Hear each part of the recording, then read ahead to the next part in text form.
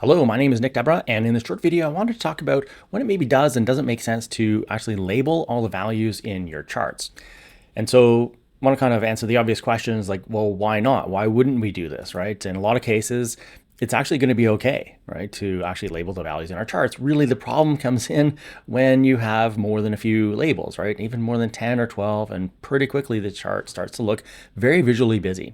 Does that mean that we should never add value labels to charts? Well, no, I think that there are two good reasons, two situations in which it might make sense to actually label the values in charts. The first is kind of like what we saw a moment ago, where you don't have a lot of values in the chart. In this case, there's only 5 values. And so maybe I'll actually add those. And in this case, I could actually get rid of the quantitative scale too, because if I have the values here, then I don't really need the quantitative scale. And so the kind of rule of thumb that I use is that if I'm going to end up with sort of a smaller number of numbers in the chart by labeling the values rather than putting them on the quantitative scale, because in the quantitative scale, here I have 1, 2, 3, 4, 5, 6, 7, 8 numbers. Here I have 5. I'll go with 5. That's the rule of thumb that I use. You can use it if you like, or you can use something else, of course, if you prefer. Another kind of good reason or situation in which I will maybe selectively label values is for highlighting, right? If I want to draw particular attention to, one or two or a couple of labels in the chart, well, just labeling those and not labeling the others is actually kind of an effective way to do that. There are many other ways of highlighting values, but that is certainly one of them. There are, of course, also bad reasons to add value labels to charts. We already saw that when the chart is very busy, right? Well, that's a problem.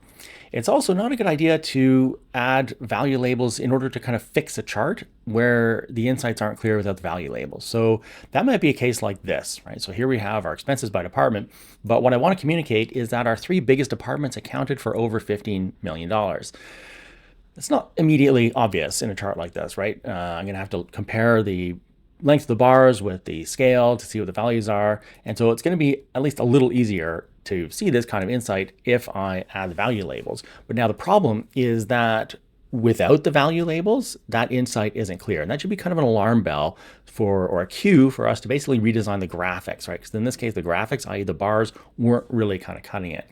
And so for something like this, I might use instead a stacked bar chart, because now I can see that, yeah, indeed, the 3 biggest departments did account for over 15 million, and I can see it without the value labels, right? I didn't need to have them there in order for the insight to be clear, which is always sort of preferable.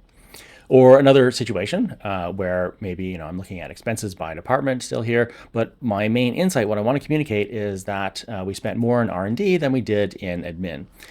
And I don't want to get into the whole pie chart discussion. There are times where it makes sense to use a pie chart, but one of the issues here is that with pie charts, anyways, it's hard to compare the parts or the slices with one another precisely.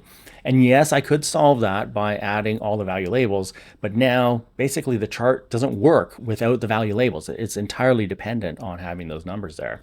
And so if this is the kind of insight they will want to communicate, well, we should maybe redesign the chart. In this case, maybe perhaps use a bar chart. And so now I can see that, yes, indeed, we did spend more on R&D than on admin. And I can see that whether the value labels are there or not, which is, again, always kind of preferable. And so you want to always ask yourself, like, does my chart still work without the value labels? And if it doesn't, that's a cue to redesign the graphics, not to add value labels to your chart. I live in the real world too. Oftentimes people will be like, no, I need all the labels in all my charts. And then you end up giving them kind of spaghetti messes like this, where in this case, I can barely even read the numbers. And so what I'll do in situations like this is say, okay, fine, I'll give you all the numbers, but I'm going to put them in a table, perhaps below or beside the chart, as much as possible, right? I want to line things up, which I could do in this case, right? Here are my marketing numbers that are aligned with the elements in the chart that represent marketing.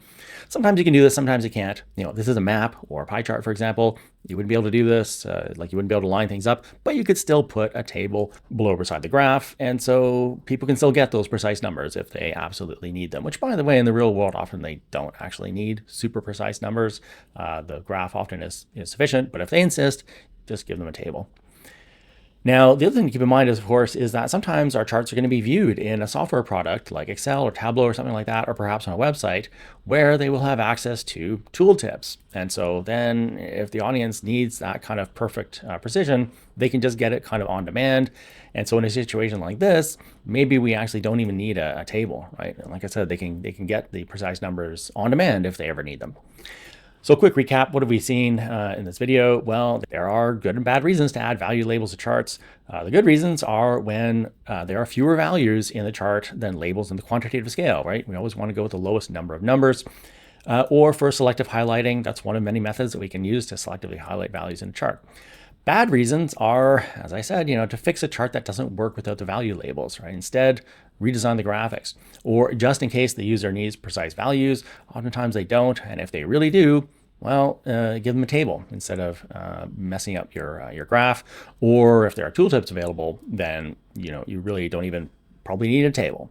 So these are just a few of the many tips that I give people in my practical charts course, which I will be delivering in January 2026. In case you happen to be watching this video before then, I'm going to be delivering my practical charts course over 4 half days, and then my practical dashboards course over 4 half days.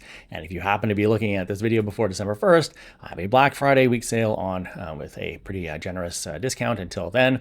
More information at my website, practicalreporting.com. Thanks very much for watching.